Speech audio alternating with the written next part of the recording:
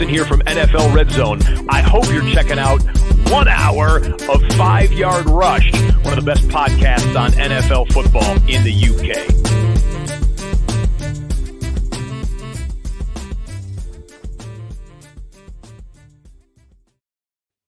Hello, Rush Nation, and welcome back to another 5 Yard Rush Flagship show.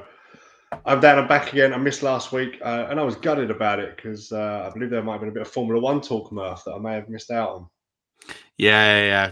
That's my fault. You didn't miss it, it was me. I messed with the schedule by being unwell on Monday, and didn't have the energy to pod. A bit unwell the last sort of 10 days or so. So I moved it to Wednesday. But Joe's coming back. He's keen. I know. Can't wait. End of Formula One season. No, he'll be back well before then. Don't worry about that. He's itching to come back, mate. I'll tell you. There was a lot of language used, colourful language used last week, but that's fine. That's kind of what it's about, isn't it? When you get someone on who's intrigued by our language. But it was great, and another great F1 race this weekend. It was. Especially the ending. Anyway. I mean, like anyone who's not involved, anyone that's not. And listen, I said this last week. I was very much a disillusioned F1 fan for the last decade, but so much better now. It's just it's almost like it's a different sport. It's gone back to racing. It's proper racing now. It's less about the machine. I mean, it's still more machine than I would like, but it's more equal. It's more about the racing. You can get close. Someone described. I'm quite a Formula One enthusiast, and the fact that a car can now follow a car is actually huge for the sport. To be able to pull up behind somebody hindered your own chances, and that just destroyed it. The racing ethos. So it's now added this whole element of strategy with DOS zones, and actually you want to be second, not first straight away. And it's about how you can avoid being taken straight back over. Brilliant. Welcome to 5 Yard does Formula One. 5 Yard does Formula One. It's incredible. And we're branching out. Well, listen, if we keep getting racing like this, it's wax lyrical about it, because it is fantastic. We haven't got many sports on. It's an international break. Yes, I know we play Switzerland. Well, there's no Summer World Cup, or for Italy, no World Cup at all. No World Cup. They're used to that now. Sorry for those of you listening in Italy. I do apologise. I know it's a sore subject, but you got a Euro, so we felt like we needed to get one back. But not too much news. You're keeping well now, are you? I'm getting there, mate. I'm getting there. I'm not 100%, but I'm definitely sort of in the 75-80% zone. And good. With kids like myself, you take 80%. That's all you can hope for now. That's it. Function on 80%. I had a dodgy reaction to some antibiotics, and just completely cleaned me out. So it's good to be having a cup of tea, mate. I've not even had a cup of tea for a week. So talking of the last week, we've had quite a quiet news after quite a rather eventful 2 or 3 in the NFL. We've had a bit of a lull now. Major news. I guess the biggest one is probably Rojo going from the Bucs to the Chiefs, and there's not a lot else on top of that. Rojo and MVS after the Tyreek Hill trade, which we did with Joe, and it's been a bit of a lull. Double delight for Detroit today. They've got the 2024 draft. I reckon Detroit would be quite a good city to go and do the draft in. So I think that would be interesting for sure. And then they're going to be on Hard Knocks, which if they'd put them on Hard Knocks last year, I'd have been so anti it. I'd have been like, I don't want to see Detroit on Hard Knocks. But actually, they could have been a coach, though, would they? Well, exactly. The way that they won people round, Dan Campbell. I don't think there were many better. The thing is, here's my thing with Hard Knocks. Just isn't. It's not a good product. Right? It's fine. It kind of scratches the need of a program, and I think it gives an insight to quite a few into an environment. I don't think it does. I really don't. I think it's very arbitrary. I don't think you get much insight. I think most of the conversations. No. Here's the thing, right? So if it's your team, you get to see a bit of the personality behind the player. That's probably about it. Yeah. But I don't know how much of that is real. I think that's the problem. Is I much prefer all or nothing, because it seems to capture moments, significant moments. I mean, I don't know if you ever saw the Chargers and the Rams Hard Knocks during the pandemic. That was single-handedly the most boring television show I've ever watched. I mean, it was awful. I couldn't even finish it. I just didn't care. I was like, oh great, I'm just basically watching grown men put swabs up their noses and take temperature checks. And it was just like, oh, so and so's come down with it. Oh, but the thing is, you already know to come down with it. It's like it's basically you get the spoilers and then you watch it. And it's like, yeah, all right. I just Hard Knocks. But with Dan Campbell, I'll watch it. Hopefully, it'll be a bit more interesting. I'll be honest with you, mate. I can't remember the last time I watched and a regular Hard. Now the indie one was good because it was a bit more in seasony, so there was stuff going on, and I quite liked it. The last Hard Knocks, I'd say I can remember anything meaningful from, and I mean, it is when Darren Waller was on for the Raiders. That episode was pretty good, and his story where he got to. Carl Nassib and the financial advice, and the compound interest. That was quite cool. But there's now that 5-6 episodes. There's snapshots. Moments. So anyway, but they got the draft, so that'll be cool. That's why they did it, is so they could get the draft. So they have that now. But that's it. MVS in Kansas City, and he's joined by Rojo. So I guess we'll have a conversation at that point. I thought we'd do well. I guess you set up today's show, and so we were going to have a guest. So Tom Strachan, those of you know him, formerly of who's Best Ball UK on Twitter. He's now got a different handle. He was going to be on. He's not feeling very well. So Tom, if you're listening, do get better soon. There's a lot of colds. There's a lot of crap going around. Half of our Bucks group have got COVID at the moment, haven't they, Dan? So Phil, Sook, and anyone that I know that's got COVID right now, get well soon. There's a lot of people down. So, we've pivoted slightly, but we should have a good show anyway. Well, we spoke, didn't we, about what we're going to do, and I said this time of year we're looking at something all over social media and all over the websites at the minute is people's rankings, whether it be Dynasty or redraft, but we're going to look at it from a Dynasty point of view at this stage. And personally, it's not something I'm going to say I'd never done. It's something I've never put to paper. Because I guess anybody that plays fantasy has them in their head because you have a preference. So you intuitively have done that system. But to put it on paper and see it and view it, it was something I thought about doing this off season, and you obviously do it all the time. So we said we'd put them up. We'd sit about how we go about creating your rankings and what you're looking for and how that works. And then we have a look at yours and see perhaps if I may differ in my head, if that makes sense. So yeah, absolutely. So happy to go through that. How do you want to do this? You're piloting the show. Do you want me to just pull the ranks up now, or do you want to talk about the process first, or what do you want to do?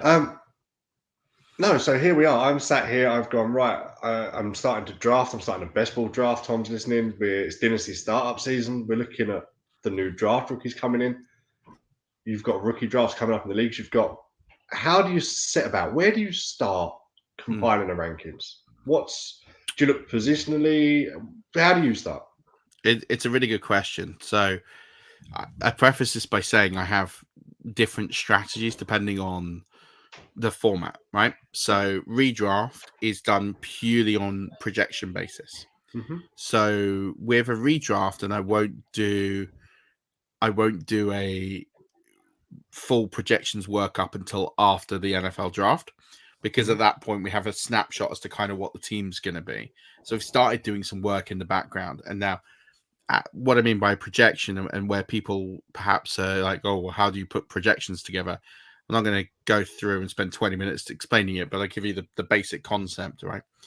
When you look at a team, you work out how many passing attempts and how many rushing attempts they're going to have. Now, if you're doing this for the very first time, the simplest way of doing this is look at the teams that are what I call continuity teams.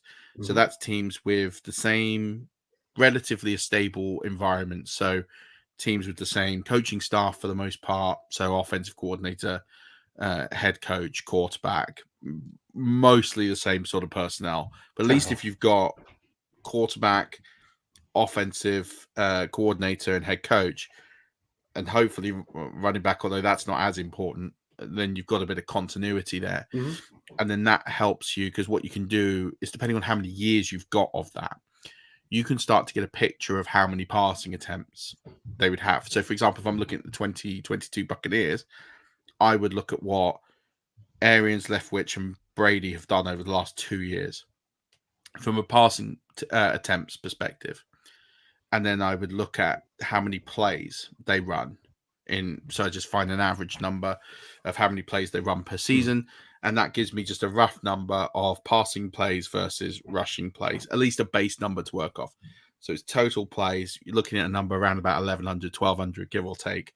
Could be a bit more, could be a bit less, but let's use that as a base. And let's say the Buccaneers go, 600 and it's probably not even 1,200, so probably like 1,100. So probably let's say they go 650 passing attempts and 450 rushing attempts. Right. So then now that's my base level of, okay, so I know they're going to do 650. Well, that's kind of what I'm projecting. So then I think about, okay, so from that perspective, I know Tom Brady's going to throw the ball 650 times. Let's look at his completion percentage, which again, you can find. Look at what he's done in the last 2 years or his career or whatever. So he's going to complete 66, 67% of those passes, give or take.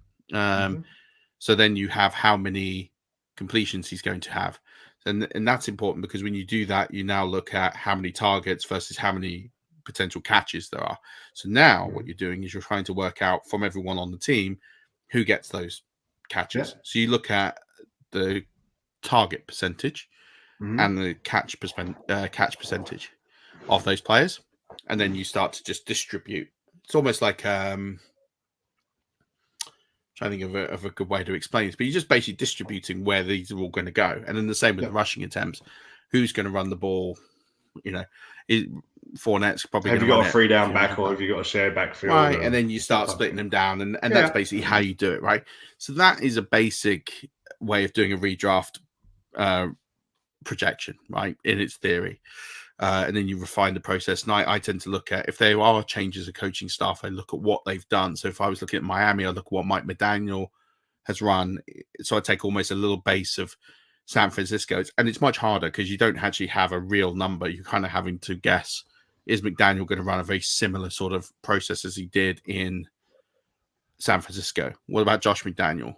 What's he going to do with the Raiders? So you have to sort of amalgamate what's there versus what they've run in the past and kind of merge on the two. And it's guesswork, right? This is why preseason projections are quite, I always say they're guesswork. They're intelligent guesses. That's kind of what they are. And then the reason why people's projections get better as the seasons go on is because you've got data. You now get the idea. So that's why week-to-week projections become important and better. When you look at best ball, very different. Best ball, you're looking at who are the players who are going to put up big kind of consistency goes out the window. You don't care about consistency. It's why someone like Will Fuller, who might only play like 4 games, but 3 of those games will be for 120 yards and 2 touchdowns. You're like, okay, well, I need to take him because he's going to have a couple of those games where he goes off.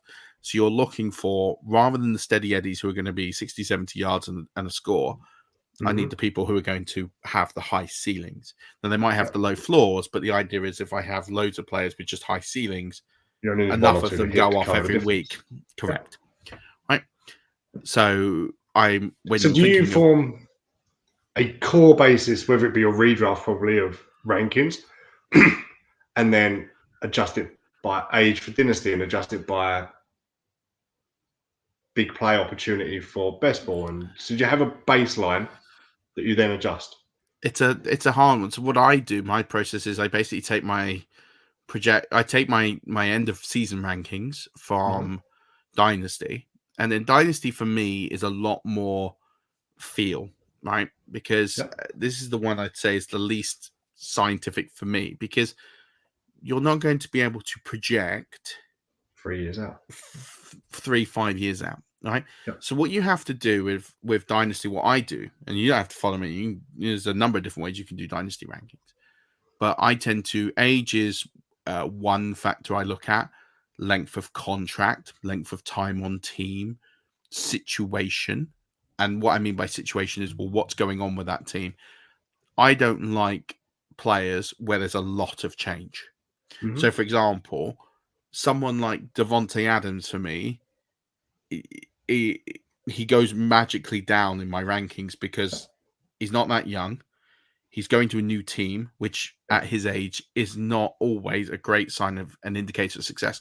The talent should prevail through, so I give him a buffer there.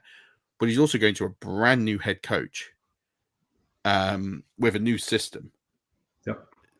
So there's a whole lot of fluxes. So someone like him doesn't, in my views, and very similar to Tyreek Hill, almost exactly the same. And in the quarterback play, they both these players downgrades at quarterback from what they had, downgrades in offense from where they were. They also have flux situations, brand new head coaches. In fact, Tyreek Hill's is slightly worse because he's a brand new head coach. And they're both into divisions with very good defenses. Well, yeah, and that's another factor to put into, and there's so many different factors. So age is important. But also you have to look at situations. So you have to look at, say, someone like Amon-Ra St. Brown. Now, you would look at Amon-Ra St. Brown, you look at his end of the season and say, hey, he had a really good end of the season. Yes, but he still has a terrible quarterback situation in Jared Goff, which is unreliable. There isn't also the talent this year to really generate and replace that, which means he's unlikely to see a huge increase this year from where he was. So we've kind of seen what the best outcome is for Amon-Ra St. Brown already. And then, say, next year they go and draft a rookie. That's going to be another year of betting him because not all rookies do fire out the cannon straight away. Yeah. So we're looking at a couple of years of Amon-Ra St. Brown being good, but his ceiling is going to be capped due to situation that he can't control. Now, that's, again, it's I'm playing on most likely outcomes. Not he could absolutely smash the ceiling, and he could be the best wide receiver in football over the next 2 years. That is in his range of outcomes. Yeah. I'm just capping that based on experience and level of information. So I think, okay, I'm going to cap him based on his situation versus others in their situation. And then in my Dynasty rankings, I have the rookies. Now, they don't have landing spots yet. So over the course of the last 2 and a bit weeks, my rankings have changed daily due to players moving into new teams. That's trades, that's free agency. And then we're starting to get a picture of what these teams are starting to look like, where teams are investing in their money. And from there, we start to get an idea of sort of landing spot. What's the impact on that? What likelihood are they going to get a share of that? And then we start to just build a picture. But then obviously I have the rookies in there. Now, I have the rookies where I've got them is based on what I've seen from them. And I use a mixture of combine analytics and tape. I do watch college games, and I devour and come up with players who I think can separate, who have good technique. I look at players who, where they play, how they conduct themselves. I think the personality part is something I put into my rankings a lot more than others. And that's something that does kind of help me out, because there's been a few players I've gone and looked, I just don't think character-wise they're going to sit well in the NFL, and they haven't. And then I've had other players, and people ask me about Davis Mills and say, well, how did you predict that Davis Mills would be good in the NFL? Yeah. Now, listen, jury's still out a little bit, but he is going to get the starting job in Houston. Capable, now. But he is capable. But it's like, how can you project that this third round pick is going to be, serviceable in the NFL? You look at his traits, but also you look at his character and the way that he carries himself, the way he interviews himself, the way that he talks. It's almost like that Tom Brady effect. I'm not saying he is Tom Brady or anything like Tom Brady, but I mean the part that people don't evaluate. Yeah, but people don't have that baked in. And that personality part, no one, the character and the way that people carry themselves is so, so important that it's not just people talking a good game. This is why Mitch Trubisky, famous thing about Mitch Trubisky and why I didn't like him at all coming out was he was arrogant. He deliberately didn't show up to certain meetings. Same goes with Dwayne Haskins. Dwayne Haskins turned up late to coaches' interviews. Yeah. Like, who does that? Who turns up to the most important job interview of their life and turns up late? Like, that's why when Dwayne Haskins, he wasn't a thing to me. Like, I didn't own any Dwayne Haskins. I was like, I don't want him. I'd rather have no quarterback than Dwayne Haskins because he's not a thing. Guys that turn up late to the most important interviews of their lives and the way that they conduct themselves is so important. Ronald Jones in his first season with the Buccaneers turned up overweight.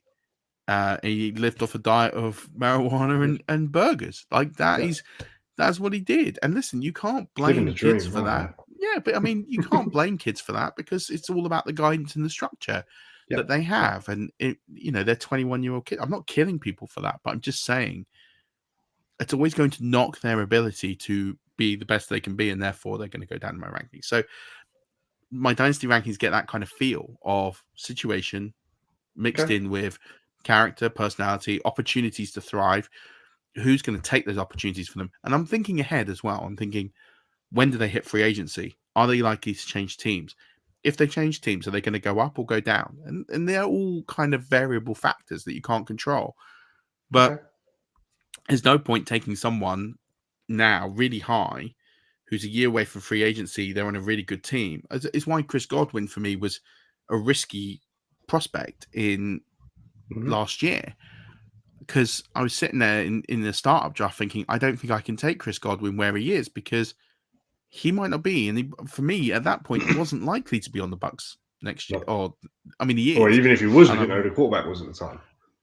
Exactly. So for me, too many questions to plump that pick. I'll go with something where I know there's a bit more security. And that's kind of where I get to my rankings. So I've looked at putting mine from my head to paper. And the way, I don't know if it's a good way or bad, I'm a very gut feel player, I guess. As I say, everyone does their rankings in their head because you do. You sit at a draft board and you look at it and you choose who to pick. So you've ranked them in your head. I was looking at the prospect of doing it position by position. So say starting with quarterbacks and doing, right, I'm in an imaginary, hypothetical quarterback-only draft. Who am I picking? Okay, he's gone. Right, who do I want next? Right, he's now gone. Who's next? Would that be a good way to go about it, do you feel? Especially for Dynasty side, I feel it would work a bit better.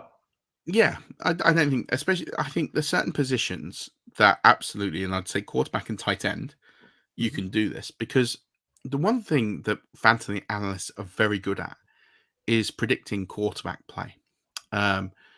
If you look at people who project quarterbacks, they might not get the right order, but they'll pick 8, 10 of the top 12 every year. There's never really a big surprise, a big shock. But that's just it. If they're throwing the ball, there's only one of them to throw the ball, where there may be 5 of them to catch the ball, and you've got to work that out. It's just a bit more predictable. It's not perfect, but it's the one position that we have a bit of idea of where people are going to finish and what we expect. Now, obviously, there's injuries. There is someone who can come leaps and bounds every year. There's always 1 or 2 that can shock, but it's not huge numbers because there's only 1 per position. Same with tight end. There's only 1 per position. There's not many guys. They're not overly injury-prone players. You don't see many quarterback injuries. You don't see many tight end injuries. And when I mean injuries, I mean like long-term, unless something severely like the Joe Burrow thing.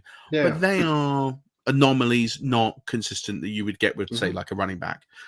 So, yeah, I think that as a strategy is fine to start off. As you're thinking, the 2 things I would say is this. 1, you have to think about ADP because the last thing you want to do is, let's say you have Trevor Lawrence. For whatever reason, you have Trevor Lawrence as a top 5 quarterback, right? In Dynasty, you think Trevor Lawrence is going to be a top 5 player. Now, just because you have him as your number 5 quarterback does not necessarily mean you should take him as the 5th quarterback off the board. So you need to think about, even though that's where you do your rankings, and this is where the gameplay comes in, you need to evaluate that alongside ADP. And you need to think about where you would take these players, because when you start putting all the numbers together and if you do like a combined rank from 1 to 300, that's where the ADP kind of comes into play, because you might have, Trevor Lawrence as QB5, and that might be around like 60. But actually, taking him at pick 60 would be stupid. It would be nonsensical when you can get him at pick 100 or whatever it is. Yeah. So it's having that. And then also, the other thing I suggest to people is, if you are radically well off ADP and that's not a problem, ask yourself why. Why? I guess ADP is everybody's rankings amalgamated to one. Effectively. So when you have... The key to the game we spoke about with Hannah is working out where your opinions and value differ to the consensus. Exactly. And listen, the consensus isn't always right. No. And it's good to be away from the consensus, but you have to understand why you're away from the consensus. Yeah. And that's just as important, because if you can understand, I remember someone asking me about rankings and projections, and they projected a player, I can't remember who it was now, to be well above where I thought they would end up, and they did end up in the end. And I asked them, well, why do you think that will happen? And basically, when they looked back, it was because they said, well, he's going to throw the ball 700 times. And I went, no QB throws the ball 700 times. It just doesn't happen. Yeah. So that's where you're, all of a sudden, you've got to take 50 attempts off. That's 35 completions. That's X amount of yards. It's X amount of touchdowns. And it starts to funnel down. So if you haven't worked out your rankings that way, and that's absolutely fine, and you've just gone, well, I like him, but why? Just keep asking yourself why. Why do you like him? Okay. Why do you think he is going to finish? And get yourself to justify yourself with a solid answer. Now, listen, I'm not saying you should do that on every player, far from it. But if you're severely higher or severely lower, you need to ask yourself why. And I mean, when I say severe, effectively. Yeah, because, the way I look at it is this. You just need to know, because it's either process and you become better by asking yourself the questions, or and the other thing I always do is I always talk about my rankings with other people, and I groupthink them, and I ask people, yeah. So that's another thing that I do is I groupthink my and I say to people, what do you think, and then I justify them and they justify theirs, and we go from there. Maybe we'll do that in a future episode. We'll have a look at yours today. I'll compile mine, and we'll see where we differ and how we got there, I guess. So yeah, and there's no right answer. Like, at the end of the day, there's no right answer, but it's about process. And the good thing about those conversations is they will get you thinking, but more importantly, you'll glean information that either you don't already have, or you'll have a reflection on a process that you have done and go, well, okay, yeah, I didn't think of that. I'm going to go dig into that. Fine. And do you keep yours positionally separated, or yours all players in? I always keep mine positionally separated. The reason I do that is because I don't want to. The thing is I look at the board.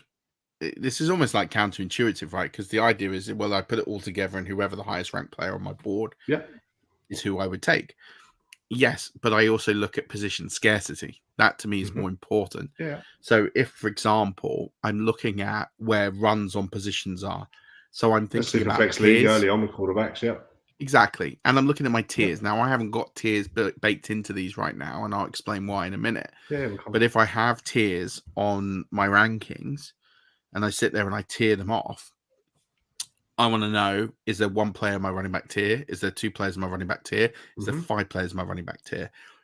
Because if there's only one player in my running back tier, but there's 7 players in my wide receiver tier, I need to take the running back, regardless of whether or not that's the best quote unquote value. Because I'm basically saying is I'm taking a position less, or a tier less in my running backs if I miss this player, whereas the likelihood of me getting one of my wide receivers is quite high because I've got 7 players there. And to me, they're all kind of a much of a muchness if I've got them in the same tier. Now, if I haven't done my tiers right and I'm still leaning towards the wide receiver, that's telling me that I've done my tiers wrong. So that's why I keep them separate, because I want to see where I've got the scarcity in tiers and think about where do I need to pivot. And the same way that if I've taken a lot of one position in like quite early, how to fade that position and think, okay, so what do I have to do? Where do I move around the board? Okay. So should we get into your rankings and have a little look and explain to us how you got into them? And Yeah, absolutely. Start with QB, shall we? Yeah. Definitely should start with the easy to predict ones. Your words. Yeah, I think they are. All right. And these are your dynasty rankings. These are my dynasty rankings, so I haven't done a full projection. Now, the reason I haven't done tiers per se is, let's just zoom this a bit. Can we enlarge that? Jeez. Yeah, I'll do a bit more. Because I had to look through earlier when you sent them over. And all right, let's do that. That looks all right. Yeah. So the reason these aren't tiered is because there's been so much movement. Maybe not so much on the quarterback side, but in the other positions with free agency moves, etc. So I will tier them up again. But for right now, I'm kind of just not quite there to tier them yet. But definitely, I think in the next couple of days. So this is where I've got this is where I have my dynasty rankings, and I'd say that's pretty chalky. Top 6, top 7. I don't think there's anything there that's going to alarm anyone. People might have players in a different order, but I don't think there's anyone there that's too weird. Nope. So the first question mark is where do you put Deshaun Watson? Mm-hmm. He is at 8 because I think he serves a suspension for this year. And he's been out a year, and then I think he's going to miss another half year. So for me, that's a year and a half of football he's going to miss. So age-wise, profile-wise, everything looks good, but I kind of need to see what we're going to get. So I can't put him any higher than 8, because I know those first 7 I can take to the bank for the next 5 years. There's no one there I'm overly worried about. Deshaun Watson, I can't say that. So I have him as kind of the best of the rest, Deshaun Watson. The next one intrigued me. Okay. So why did Russell Wilson? So in the sense of he's behind these guys, or he's over certain in players? terms of what you just said about new offenses, new coordinators, new schemes, new so on, and you've got some settled guys there that have performed below him. Yeah. Age. Okay. So I look at. So let's talk about the players that are below him. Okay, Russell Wilson's 33. You got Matt Stafford 2 down, who's 34. So similar length of time. Matt Stafford has missed a lot of time with his back and arm, and I'm not convinced Matt Stafford plays past 5 years. And to be honest, I don't even give him 5 years. I think he's got 3, maybe 4. So I that's where I have Matt Stafford based on the types of injuries that he's had.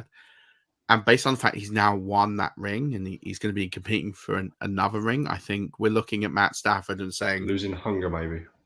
I don't think losing hunger, but I think we are in the twilight of the Matt Stafford career. And I think that team will drop off in a couple of years, salary cap and everything like that. So the Rams are very much in a window that they can't continue and maintain forever. And when that drops off, they move on from Stafford. And then where does Stafford go? I think we've got a 3-year window with Stafford. I can't see anything past that. Whereas with Russell Wilson, I can see a 5-year window. And that's important. That gives a bit of longevity. Not to mention, obviously, Russell Wilson has great weapons. Yes, there's a bit of flux there, but he moves to a much better situation than he was in.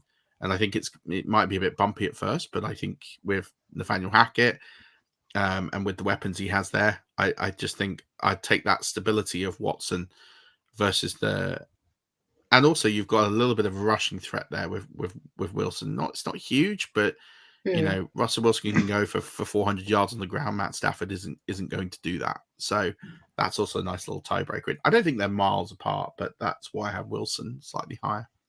But when you come to tier it, you're looking at them probably being in a similar. There'd be no more than one tier apart. Yeah. Fine. Jalen Hurts stuck out as another one as well. Obviously QB9 on the year last year, but you got him down at 12. So 13 I've got him. 13 is it? Can't see. It's just uncertainty of if I knew Jalen Hurts was going to be the quarterback for the next 3 years, I'd move him up the board. I just don't. I have this feeling that he will play this year. I'm not convinced. This year's a massive year for Jalen Hurts. If Jalen Hurts has a good year this year, then I think absolutely he'll be nailed on for the next few years and he'll move up my boards. Until that happens, I'm slightly So I think hesitant. we're at a different place. I think Hurts had that year last year. Yeah, see, I don't. I think this is the referendum year on Jalen Hurts. And I think that they traded Wentz to see what they've got in Hurts. I think they're reasonably happy, but I don't think they're completely sold. And I think this is a big year on the referendum of Jalen Hurts. This is a personal view, but it would not shock me that he had a okay season and they moved on after using all these picks to rebuild their team in 2023. It also wouldn't shock me if he stayed.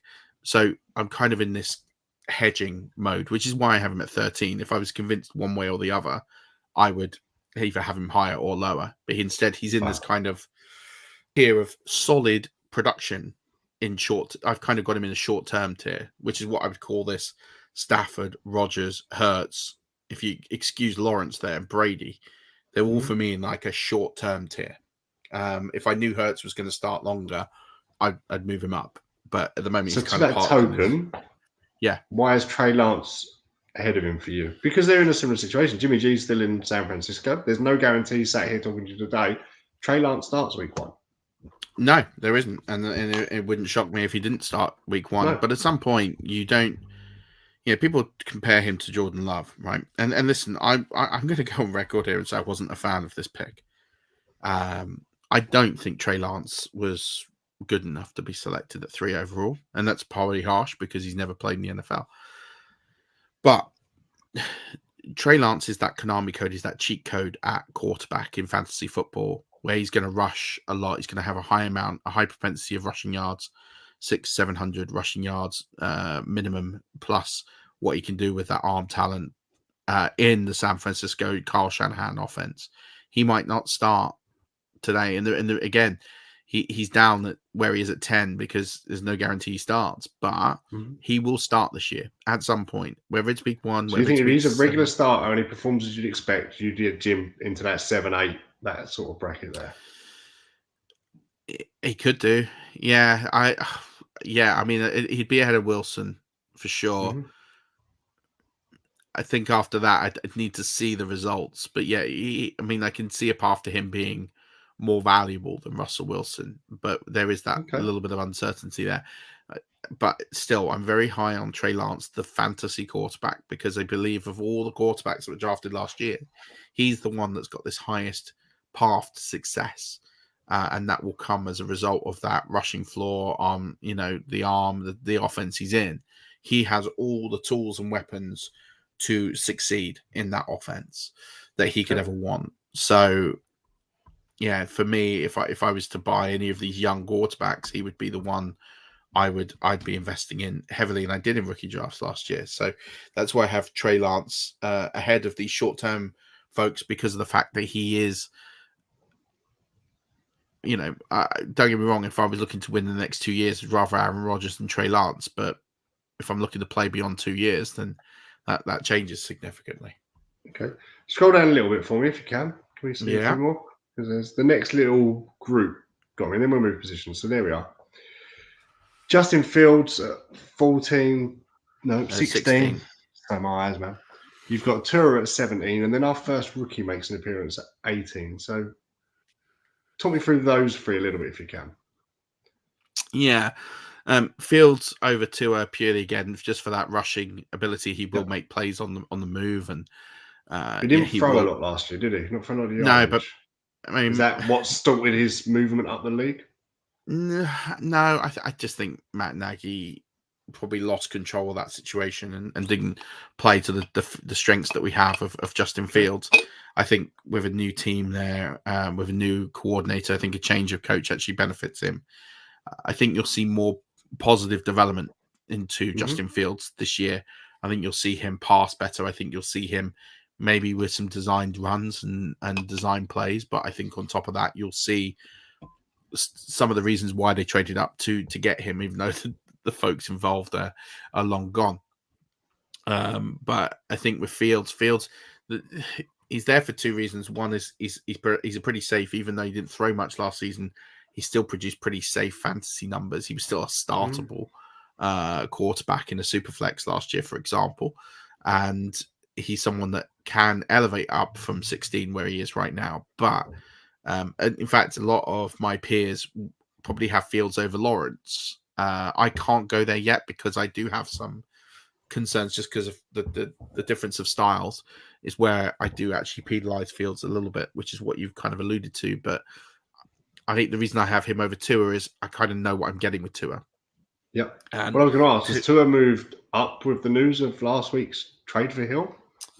Yeah, so he moved up above Carr for me, but not much. I mean, he's got a much better weapon now for sure. But you know, the thing is with Tua is we know what we're getting with Tua. Tua is going to be fine. Like he's going to be a fine quarterback. He's going to put up.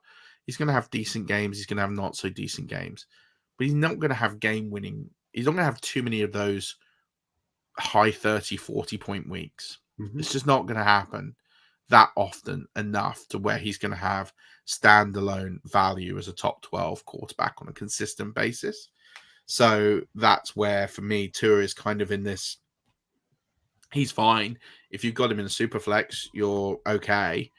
But, you know, if you made that decision to go Justin Herbert and you passed on him to take Tua, you're probably quite annoyed because Tua is going to be this player who is going to be, he's going to be fine. He's going to be, you know, he'll throw for 250, 270 yards a game. He'll probably get 30 yards on the ground and he'll probably throw a couple of touchdowns. And that's kind of his game. Like it's fine. It's not electric. It's not going to shoot the lights out most weeks. So that's kind of what we've got with Tua.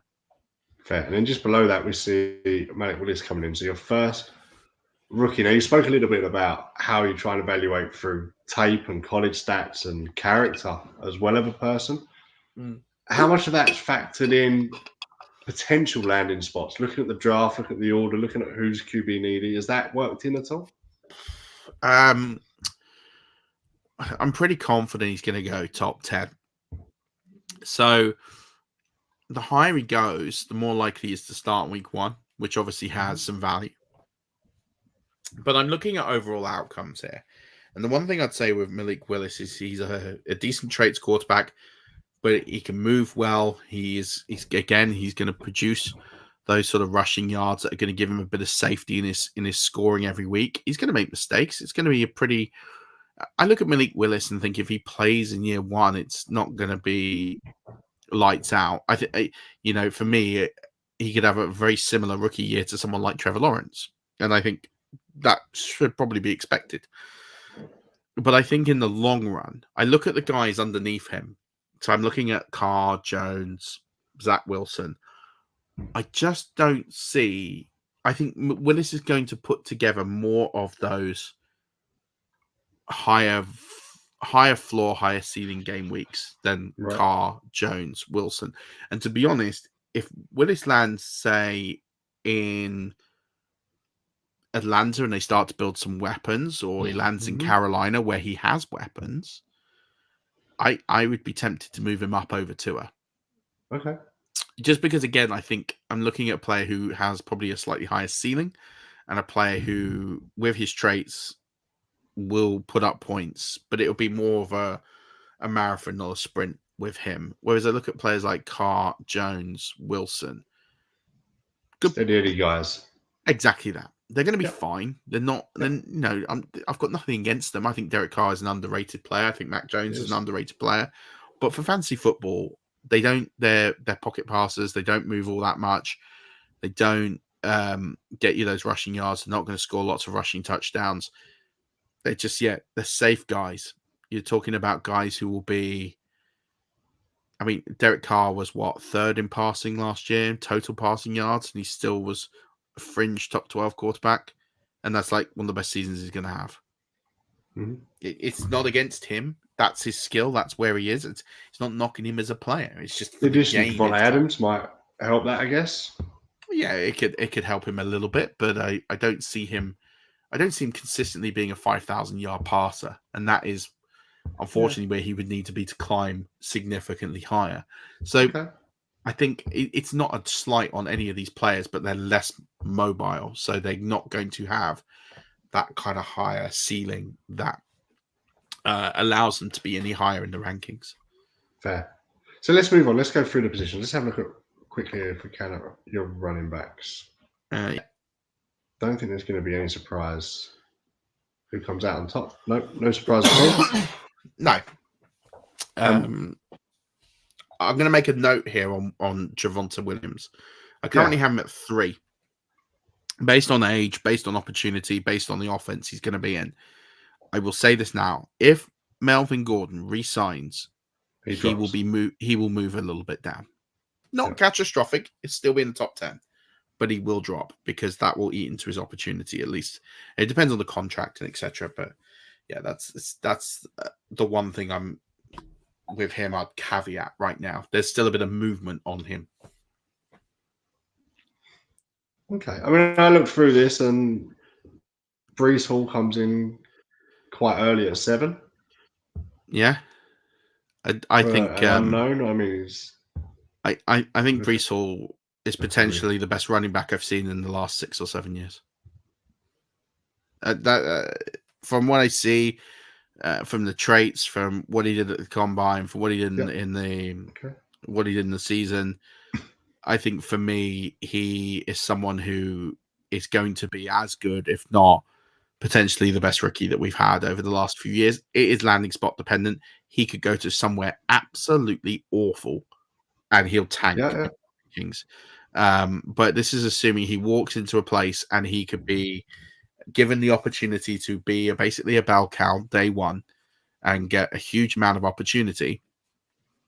He could that. I'm kind of pricing him here at his ceiling. If everything landed right for him in the NFL draft, this is where I would put Breece Hall. But if he landed somewhere where he wasn't needed, let's say for example the Packers took him, it just the floor would bottom out on Breece Hall. Like it would just stumble down the floor. I don't even know where I'd put him, but he would fall probably off that page for sure.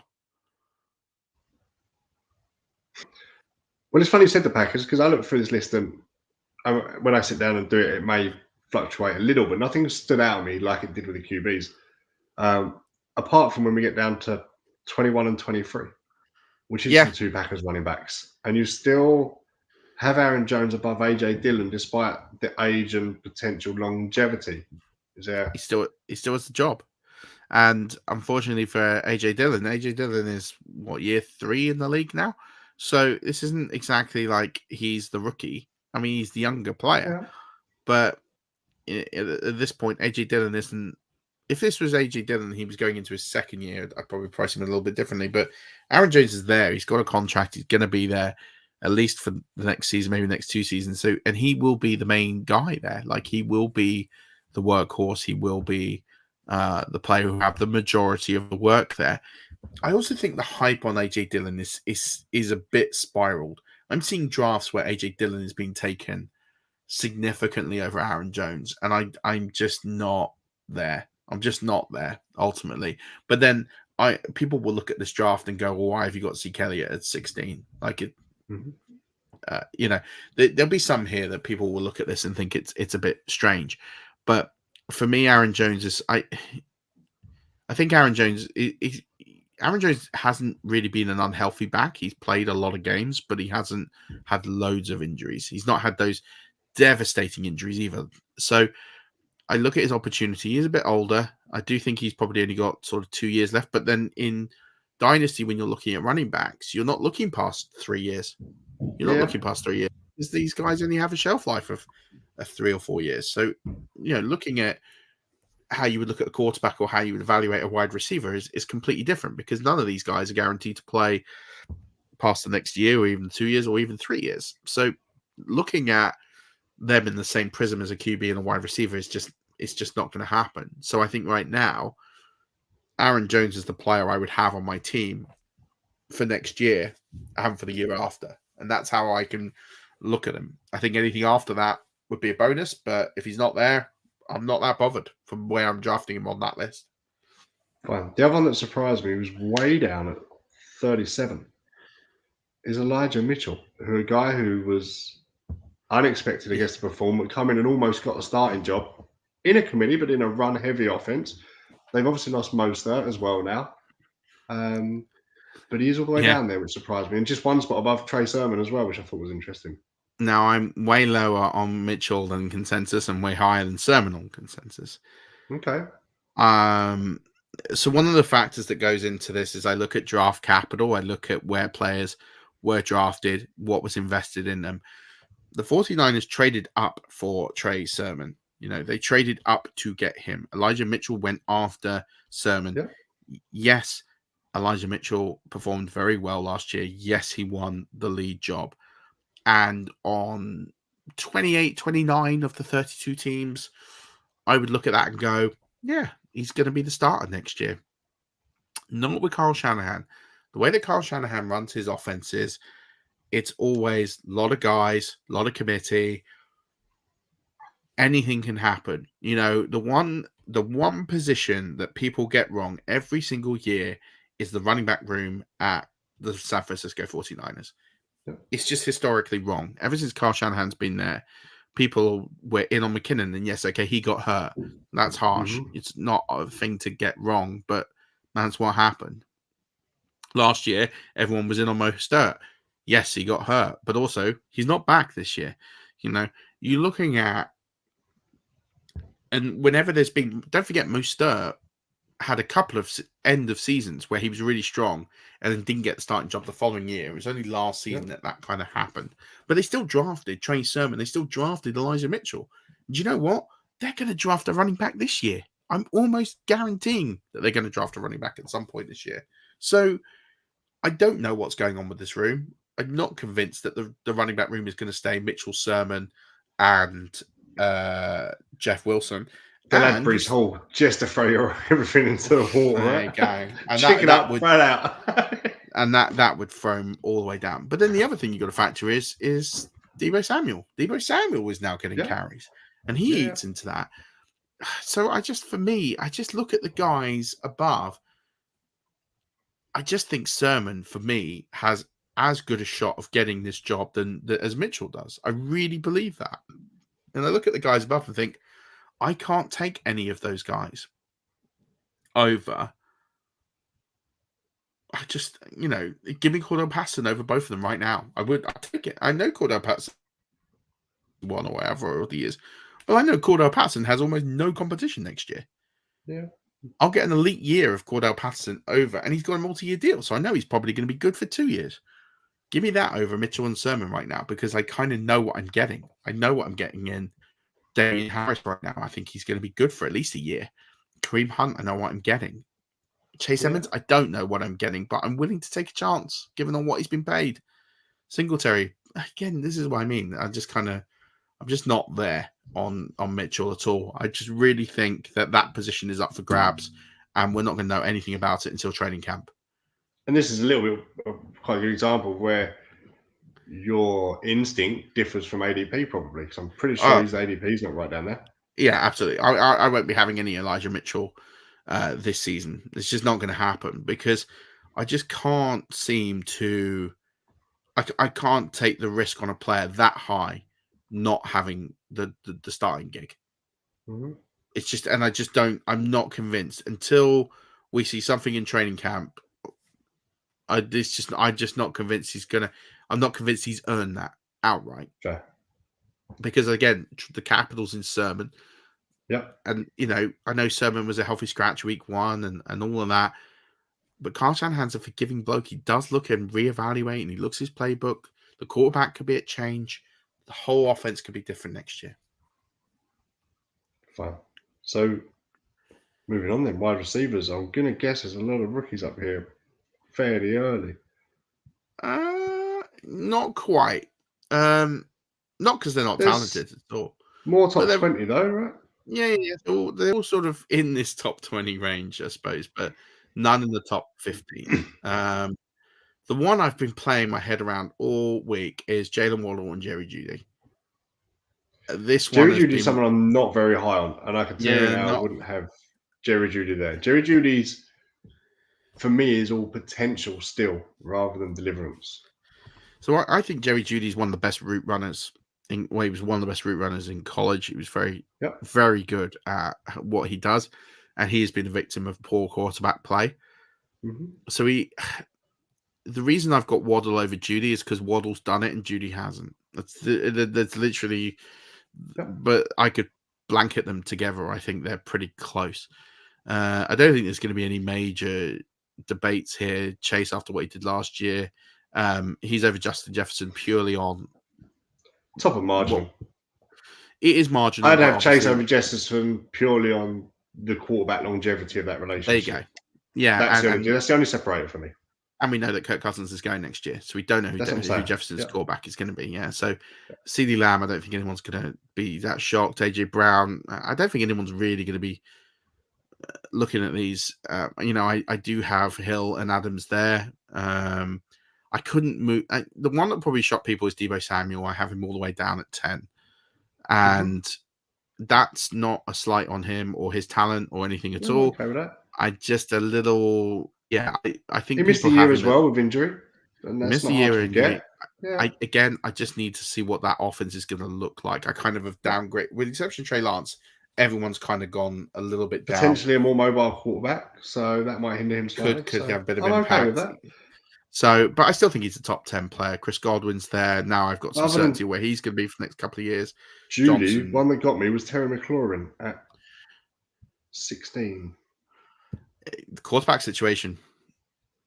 I just, I'm not excited by him having Carson Wentz. Oh, no, I thought he'd be lower. Okay. Landing spots are still a bit unknown on these guys. PPR 25, 20, 29. He's had injuries. It just seemed for me. Somebody like Mike Evans, but he's had small injuries. Fantasy-wise, can be hit and missing in games, but over a season. Yeah, I think the two things that go in McLaurin's favor over Allen, similar age. Yeah, so just a big difference between say Keenan Allen and Terry McLaurin. Yeah, I mean McLaurin's younger, so that one does. I mean McLaurin's year 3, year 4 in the league now, so he is younger. 26 is yeah. So he has that time. I do think that Washington will change, but also he's got no competition. That target share is locked. He's getting 25% of the targets next year. Who else is going to take balls off him next year? It's not going to happen. Yeah. Keenan Allen has Mike Williams, who signed a new contract. Mike Evans has Chris Godwin. Palmer. Yeah, listen, they all have merits here. The wide receiver landscape is so narrow. You look at 16 to 24 and you think, oh my God, that's 8 places. And a lot of them are rookies in between. Yeah. And those rookies will all move when we see the draft spots. But in all actuality, we're talking very marginal here. There's probably, they could all be 1 tier. They could all be 2 tiers. It's not a great lift of these players. Wide receivers is just such a it's such a large pool and there's such narrow differences. Like when I do my redraft projections, the differences between like position 18 and position 20 could be like 2 points a season, 4 points a season.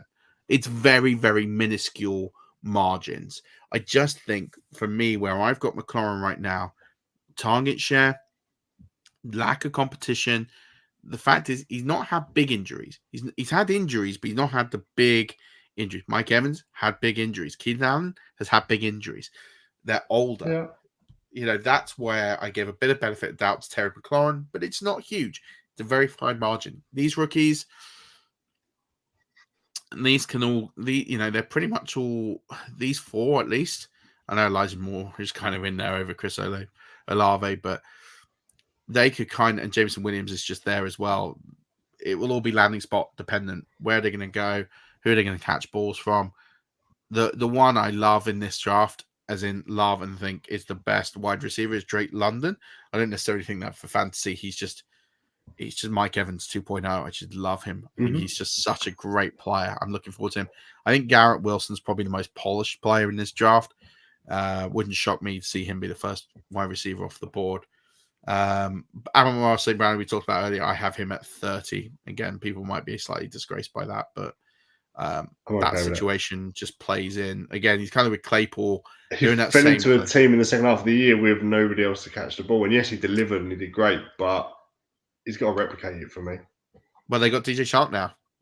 Yeah. And I love DJ. So he has a competition he doesn't have.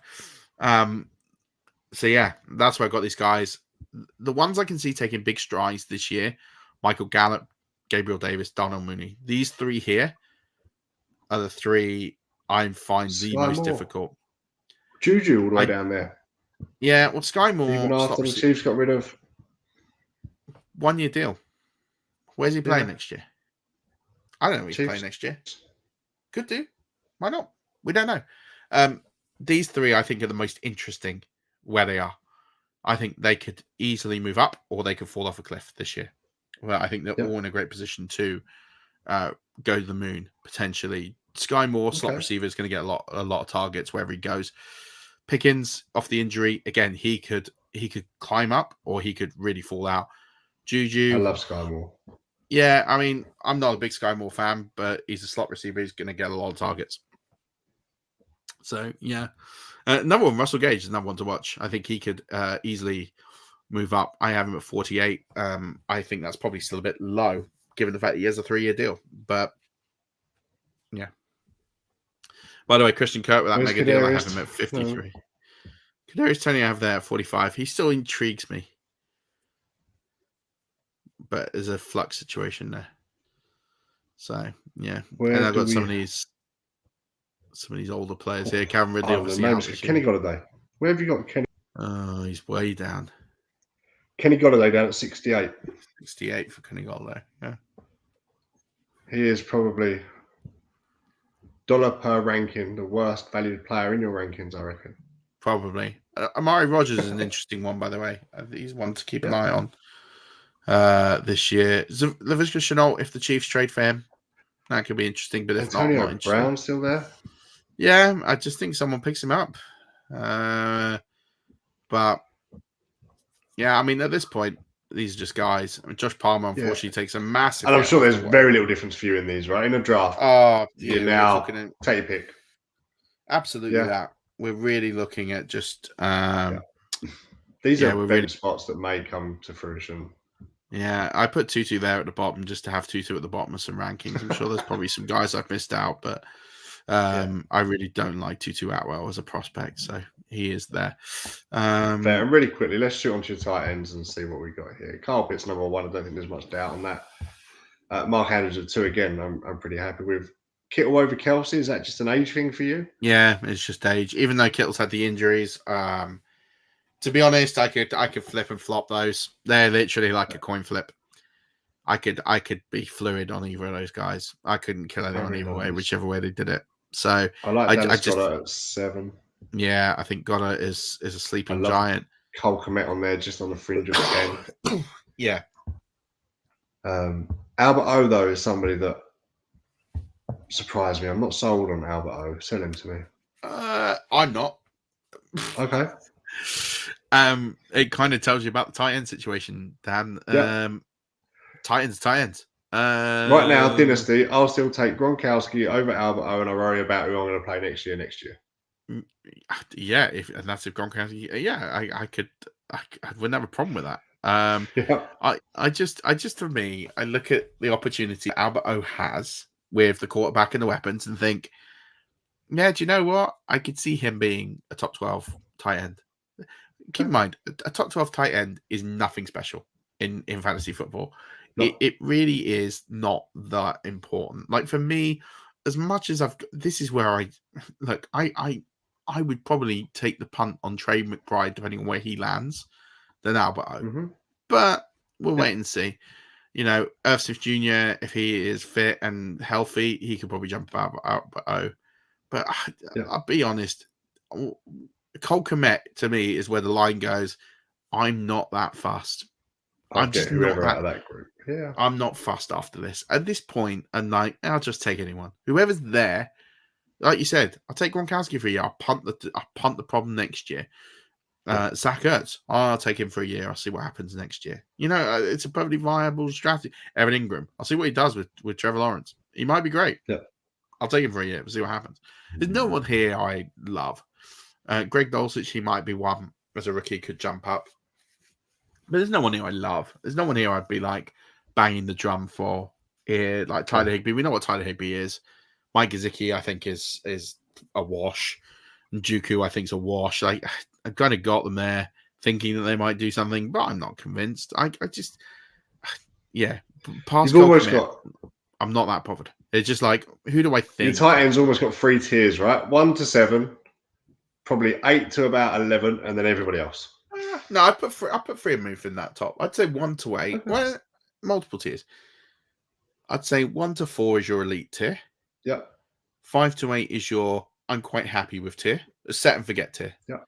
You're not going to jump off your seat every week, but you're going to be like, yeah okay. 9 through 11 is I'm okay. And then 12 onwards is fluid situation. It's always fluid. Could hit, could not. Who knows? Yeah. And is that how you do your tiers now? We've looked through them. Is it where your value drops, as people say? So you literally just set it there. So they're your solid guys. They're your I'm okay with that. And is that how you'd almost draw that line?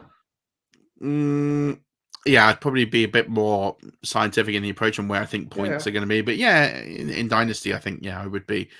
The funny thing is, tiers in redraft is quite easy because I calculate the points, what I predict the projected points are going to be.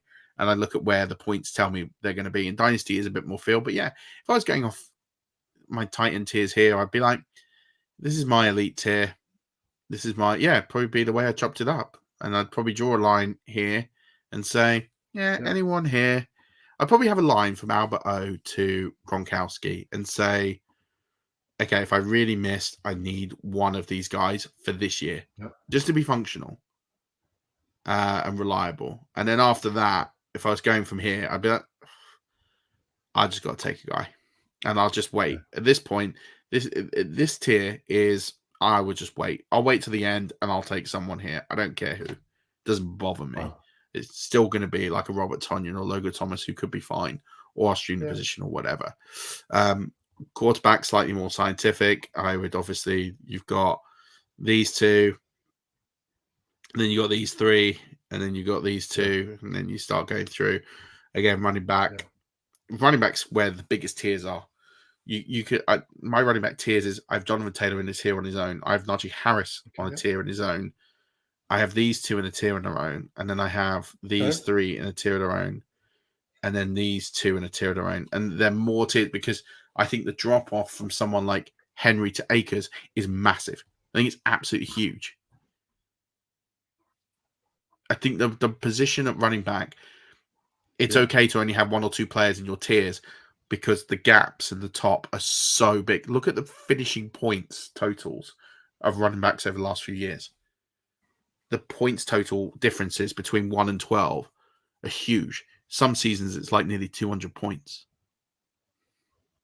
So you can have very, very narrow tiers. Whereas someone like wide receiver, you could have 20 players in your tier because the difference could be 12 points. It really could just be 12 points. It's like not a lot. Mm-hmm.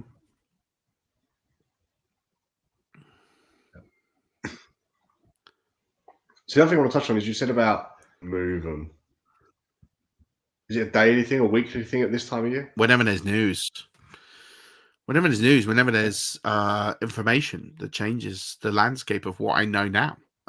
So if, for example, there's an injury or a quarterback gets dealt or whatever piece of news there is, that is what will change this. So it could be anything. Like it could be arrests, it could be depth chart, it could be injury, it could be the NFL draft. The NFL draft is going to cause haywire to this because it's not just going to be the players who get drafted, but who are they coming in to replace? The whole ecosystem changes as we learn more about the new coaches because there's a lot of new coaches this year. We start to learn preferences and favorites that they have. It's not just all based on last year's information. It's based on this year. Rookie training camp, OTAs, voluntary training camp. These are all the information that we are going to be looking at over the next few weeks that will change the landscape. So they change quite regularly. To be honest, I kind of leave the Dynasty rankings from June and maybe just do little updates here or there and switch more to my redraft rankings, because at that point, the rookie drafts are done, the startup drafts are done. You know, your rankings don't mean much when there's not many drafts going on. So I keep an eye on, make some movements and some changes, but they're less frequent. It switches to redraft then, and then those rankings get the priority. So finally, before we're done, as a avid fantasy player who has never formally put his rankings on paper and worked it out, would you say it's a good thing to do? Absolutely. I advocate for this in the books that I've written. I think I'd say the best way to start, right? Let's say you're crap with Excel, you're crap with numbers and all of that. You're just like, I don't know how to do this. I don't want to go and look at all the data from the last few years. I don't want to, whatever, right? Whatever you want to do. It's just like, I'm just not good with that process. I don't know where to start. Best way to start is go and find the Dynasty rankings or whatever rankings you want of the 5-10 analysts that you rate, right? That you rate or you appreciate their advice. Put them in a sheet, literally all next to each other, create an average, right? So just average them out. And then from there, you'll create this average of a consensus, and then you'll be like, then you should go and go, yeah, this is telling me that AJ Brown is below CD Lamb, but actually I think AJ Brown is better than CD Lamb. And then you can make your own revisionist marks. That's the quickest and easiest way to do rankings, because you're not going to miss anyone. You're going to get all the players that you need. You'll have a baseline to start from that you trust. You can almost do that with an ADP, right? You can almost find a positional ADP. But ADP this time of year will miss players. It will still have last year's rankings. It will still have players stupidly high and stupidly low. So in redraft, when you get to redraft season, it's better. But yeah, at this point of the year, you'll still have players like Rojo far too high. You'll still have players who shouldn't be as high as they are. So you need to get a baseline of rankings. Best to do that off the analysts that you follow and like and need. And you go from there. And then you average them out. And then once you've averaged them out, you tweak them, and then they're your own rankings. It's that is the number one easiest way to get started. And then, you know, if you want to learn more scientific ways, you can reach out to me on Twitter, and I'm happy to share a sheet or whatever and help you talk through. You know, there's projection sheets, there's things you can get that can help you with all of that. Fair. So, okay, I'm going to take everything I've learned, I guess, and compile my own rankings. And maybe when we get another little gap week where there's not much breaking news, we'll sit down and we can dissect how I got on and how they look in comparison. How's that? Definitely. And the reason you said that you should do it, right? You should do it because it just makes sense, and you start to, you know, get your own process. But also, you should go to drafts prepared. You know, if you keep flying on the seat of your pants, you will miss things. It just happens. You know, you go to a draft, if you don't have cheat sheets, if you don't have tiers presented, you will miss things. If you don't write your tiers down and you go into a draft, you'll just take a player thinking, oh, well, it's the 4th round, I'll take Cooper Kupp here or whatever. And then actually it turns out that probably wasn't the best move. And then you end up missing out, and then you miss the run, and you go, oh, I should have gone running back because it's gone running back. And now I've missed out on my, you know, next 3 running backs. Now, instead of getting Leonard Fournette, I'm now going to get 2 tiers down. Yeah, exactly. So that's why you should do it. And that's why I always advise to people, even if you can't create a sheet, get some rankings, average them out, create your own, and just do it. Draw some lines with some tiers where you go, right. And the way to define a tier for you, if you've never done it before, is group players together and just do what I did with the tight ends. These are the ones I think are elite. These are the ones I think that's what we said. I'm all right with, and go from there. You know, you don't have to be a scientific method. Do what's right for you, and then just make your adjustments accordingly. Fine, we shall do that. Murf, anything you wish to add before we call this one a night? No, man. Just it's been a lot of fun, and it has. You know, learned a lot. Reach out to me if you have any questions. Do. All right. Until next week, Murf, sign us off. Thanks, everyone, Rush Nation. Don't forget, we've got an amazing guest next week. I cannot wait for next week's guest. I'm telling you, he's a person I look up to, person I greatly admire. So I'm really thrilled to have him on the show next week. He is, for me, the best in the business. So I'm excited for that. But don't forget, until then, as always, keep rushing.